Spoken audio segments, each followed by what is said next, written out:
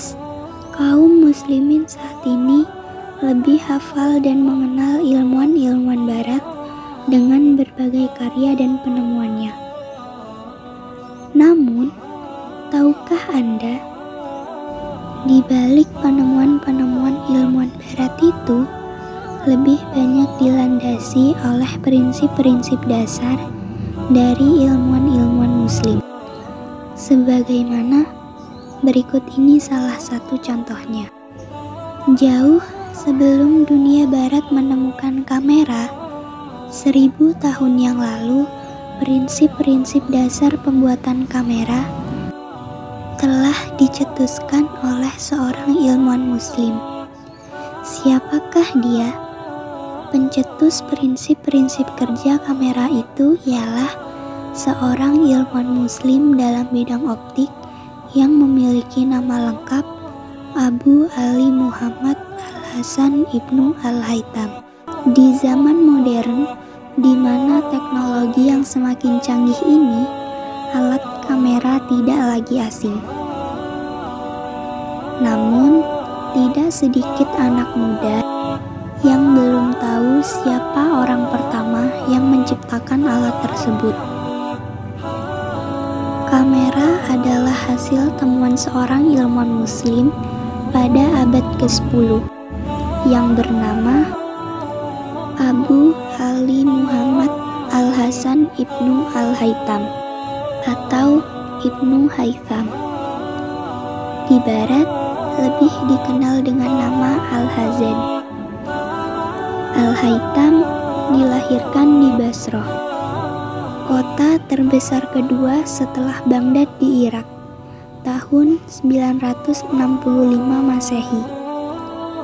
Al-Haytham pencetus pertama yang menggambarkan bagaimana kerja kamera dengan prinsip-prinsip dasar pembuatan kamera dalam mengembangkan bidang optik. Al-Haytham lahir di Basrah, yang kini merupakan wilayah Irak pada 965 Masehi. Dia wafat di Kairo, Mesir pada 1039. Semasa hidupnya, Al-Haytham dikenal sebagai peneliti yang disegani. Hasil karyanya mencapai lebih dari 200 tulisan ilmiah di bidang matematika, astronomi, kedokteran, dan kimia. Meski dikenal multi-intelektual, dia menaruh perhatian lebih pada bidang ilmu fisika dan optik. Sepeninggal dia, hasil pemikirannya masih berpengaruh pada perkembangan kedua ilmu tadi hingga 6 abad lamanya. Salah satu karya besar Al-Haytham antara lain pada penemuan prinsip lensa cembung dan cekung. Bahkan, inspirasi ini mendahului temuan serupa oleh ilmuwan Isaac Newton dari tahun 1642 sampai 1727. Karya fenomenal Al-Haytham lainnya adalah kamera obscura. Temuan ini menjadi cikal bakal pembuatan kamera fotografi masa kini. Penemuan yang digarap bersama sahabatnya Kamaluddin Al-Farisi ini berawal ketika mereka mempelajari gerhana matahari. Saat itu, Al-Haytham membuat lubang kecil pada dinding yang memungkinkan citra matahari semi nyata diproyeksikan melalui permukaan datar. Oleh Kamus Webster, fenomena ini secara harfiah diartikan sebagai kamar gelap. Al-Haytham mengabadikan pemikiran-pemikirannya dalam buku bertajuk Kitab Al-Manazir.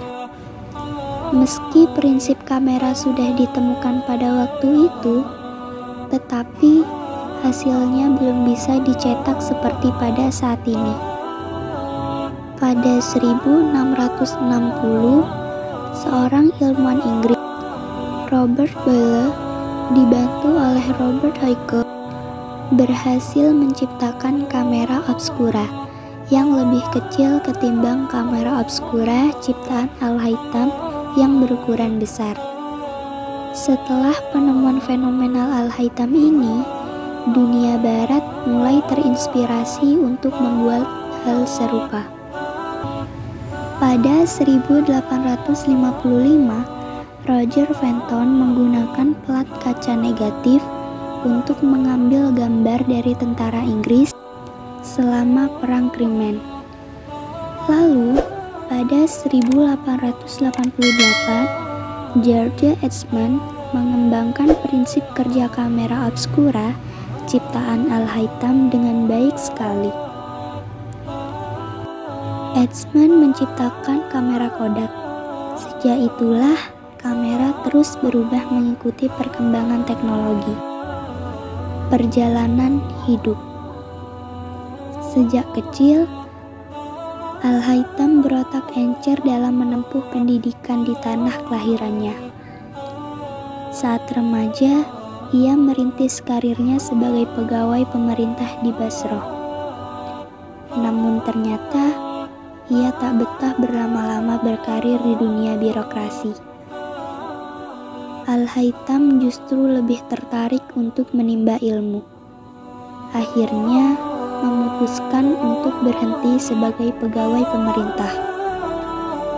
Ia pun lalu pergi ke Ahwaz dan pusat intelektual dunia saat itu, yakni kota Baghdad. Di kedua kota itu, ia menimba beragam ilmu. Semangat mempelajari ilmu yang tinggi membawanya terdampar hingga ke Mesir.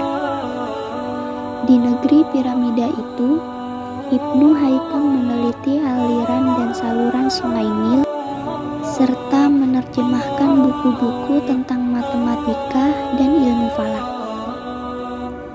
Ibnu Haytham juga sempat mengenyam pendidikan di Universitas Al-Azhar.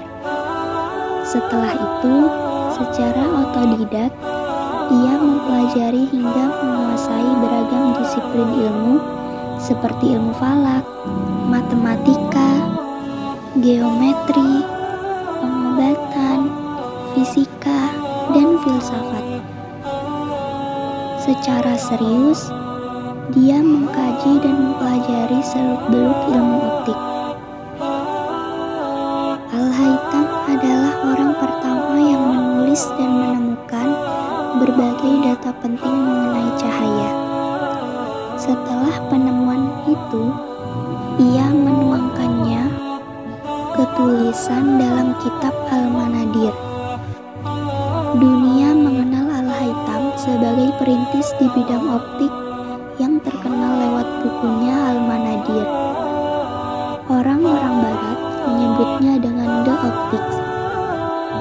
Orang hanya bisa mempelajari terjemahannya yang ditulis dalam bahasa Latin. Namun, kekurang pedulian umat Islam terhadap karya-karya ilmuwan terdahulu telah membuat Islam tertinggal. Untuk membuktikan teori-teori dalam bukunya, sang fisikawan muslim legendaris itu lalu menyusun Al-Bait Al-Muslim atau lebih dikenal dengan sebutan kamera obskura atau kamar gelap. Banyak karya-karyanya yang memberikan inspirasi dan modal dasar bagi para ilmuwan setelahnya.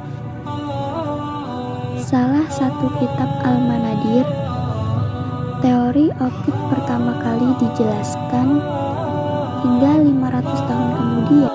Teori Ibnu Haytham ini dikutip banyak ilmuwan.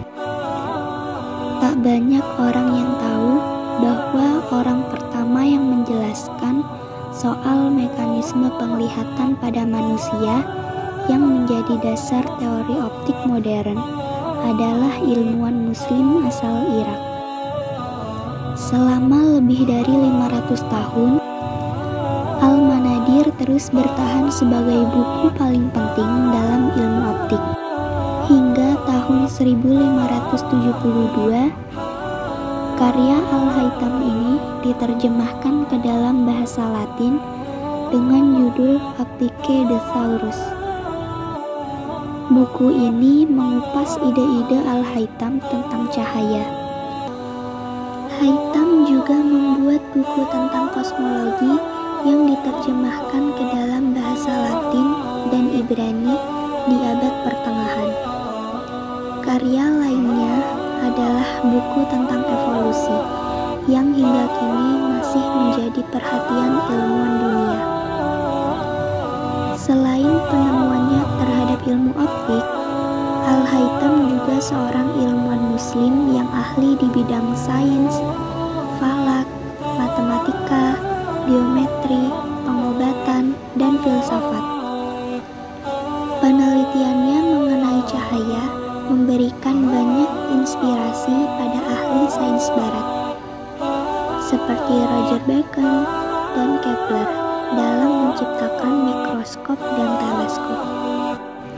Prestasinya bukan hanya sebagai pencipta kamera saja, masih banyak karya-karyanya, baik berupa buku-buku atau juga barang yang banyak memberikan inspirasi bagi para ilmuwan setelahnya. Salah satu ciri yang dapat dilihat pada para tokoh ilmuwan muslim ialah mereka tidak sekedar dapat menguasai ilmu tersebut pada usia muda, tetapi dalam masa yang singkat dapat menguasai beberapa bidang ilmu secara bersamaan. Hingga setelah 19 tahun penemuannya itu, dia meninggal dunia di kota yang sama, Mesir tahun 1039.